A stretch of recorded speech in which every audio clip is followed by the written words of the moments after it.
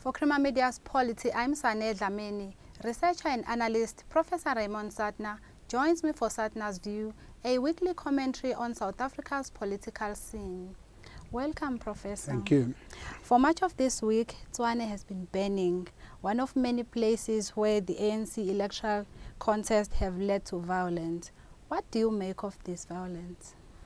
Yeah, I think we must distinguish this violence from political intolerance, the violence that was meted out against the EFF in Tembisa, for example, or attacks on COPE in the 2009 elections and other elections. But it's not new to have violence within the ANC. You've had it in KwaZulu-Natal for a long time. Something like 450 people have died in KwaZulu-Natal since 1994. But I'm not sure if they're all intra-ANC conflicts. Now, what is characteristic of this conflict in Tshwane this week and the developments in the country more widely in Northwest, to some extent in Mpumalanga, still in KZN, is that you've got intra-ANC violence. You've got a situation where it is not a conflict that can be identified with freedom, accessing your freedom of political organization, that which was denied to some parties in the past and last week in Tembisa for the EFF. And I cannot recall any similar conflict in the ANC in Gauteng in the past. You have had conflicts related to delivery of basic services, and in some ways the way in which this unfolded had some of the characteristics outwardly that one associated with this, attacks on police, attacks, return fire by the police, looting, a whole lot of other things.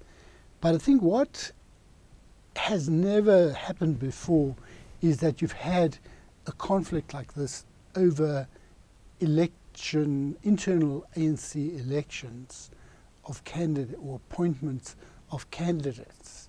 The ANC in Gauteng is a very important province for the ANC, because the vote for the ANC in the 2014 elections was around 50% and just over 50 for Johannesburg, under 50 for Tshwane, and a little bit higher for Ekurhuleni. Now, each of the three areas has got its own characteristics, and one would not have expected, despite the ANC only having 49% of the vote, one wouldn't have expected things to take this turn. And clearly, the leadership of the ANC feared that it would take this turn, and instead of having one of the candidates who were in conflict with one another, they brought in Didiza from outside. Now, sometimes that sort of thing works. But first of all, I don't know if it's correct. Ranjeni Mtsami says that the idea of Didiza was suggested by Nomvula Mokonyane. Now, if that is correct, that's not going to stand her in good stead, because Mokonyane was not very popular here. She was not re-elected. I don't think she could get onto the ticket of the ANC for the Gauteng ANC electoral list. So the fact that she's sponsored by someone like that was, I think, is not to her advantage. But also one has to ask whether they haven't given her a poisoned chalice, because even if she's lived in Tshwane for 20 years, she doesn't have the type of experience in politics to deal with these types of issues. She was head of agriculture and then public works or public enterprises, and obviously there were conflicts she had to mediate, but mediating conflicts within a large metro means that you must understand the dynamics of all the areas. You must carry your weight. You know, if I go into Bochum in Limpopo, where they say that David Makhura comes from there, if I go to Bochum in Limpopo and I say the most sensible things in the world, no one will listen to me because they don't know me. I don't know what are the issues. And does Togo Didiza know the issues? You know, she made a statement yesterday about a very general statement about conflict, and violence is never justified and all of that.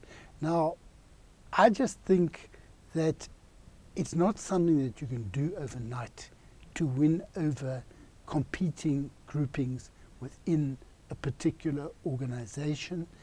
And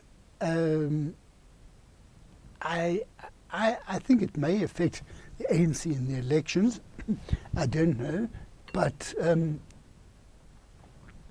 one of the reasons for the conflict is not over the competence or otherwise of Didiza, but it's to do with the insecurity that people feel. That under Sputla Ramakgopa, so-and-so had this job or got this contract, and they don't know what's going to happen with a new person. They don't know, and we're dealing with a situation where a country has an economic crisis. They don't say it's a recession yet, but really it is a recession. People are jobless, people are homeless, people are hungry, and if someone was in some position before and they don't have that position anymore, not only they will go hungry, but a lot of others go hungry. So the battle has got nothing to do with politics. In fact, it's not to do, even though I said I don't think Didiza will necessarily, maybe she will learn. She learned very quickly when she was a minister and was successful. But it's more than that. You need time. You build trust over time. Now, I don't think it's really against her. The ultimate driving force for these conflicts, and the same goes for eThekwini. You know, the prospective mayor of eThekwini says, a hit is out for me. It's the language of Al Capone. It's a language of gangsterism. And I think you've got this in Northwest, you've got this in Mpumalanga, you've got this situation where people are fighting because who gets a position will affect them in their pockets, but in their pockets at a time when they're suffering. And do you think that violence has now become entrenched as a way of factions competing within the ANC? You see, as I said in the other interview, the word factions is being used very loosely, and I think we have to understand that we are not dealing with political factions. There are factions within a political organization, but they have not got, the one group is not advancing African nationalism and another one advancing Marxism or some such thing. They are groupings, patronage-based groupings, who rely on clientelist relationships. In other words, if I attach myself to the candidature of X or Y, then he or she will look after me and I will get a job or a scholarship or whatever it happens to be. So that we're not really, the violence results from the insecurity that people have, that they fear that if the person who they support doesn't get elected, that everything they counter on and need will not be possible.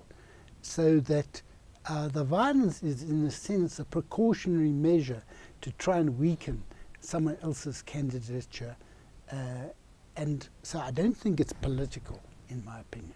Thank you, Raymond. Thank you. That was Professor Raymond Suttner speaking to Crema Media's Polity about Tshwane and endemic violence within the ANC.